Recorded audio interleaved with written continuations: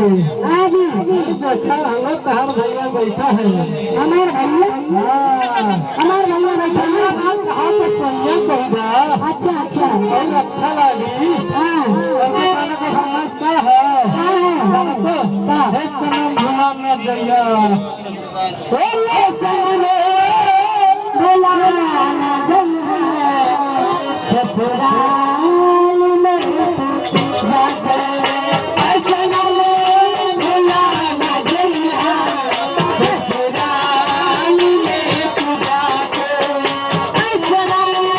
बुलाना जल्दी ससुराल में तू जाकर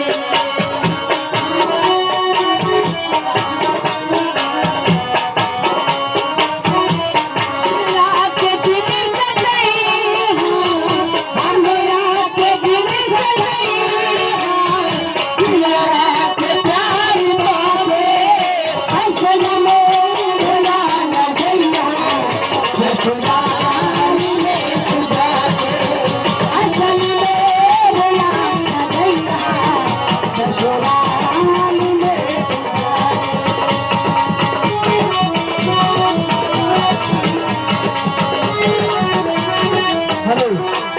हमारे घर आप पैसे ले लेंगे 3 पीसी भेजने का कष्ट करें जो हमारे भाई साहब खड़े हुए थोड़ी बैठ जाइए पीछे लेके देख रहे भाई साहब बहुत मेहरबानी होगी आप लोग के हाथ जोड़ कर मैंने करना भैया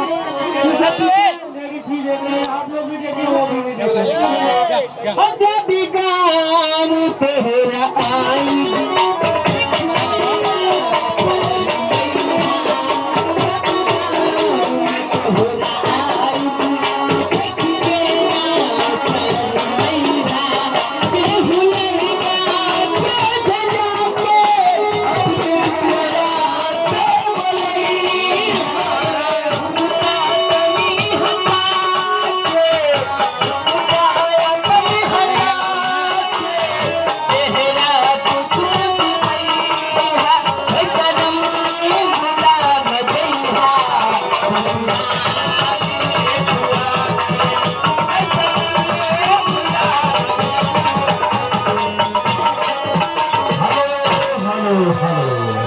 हाँ देखिए हमारे श्रीमान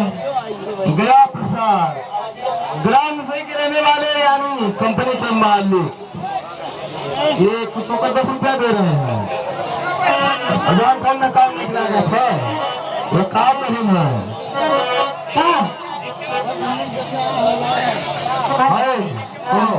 वो कहेगा काम चल झमा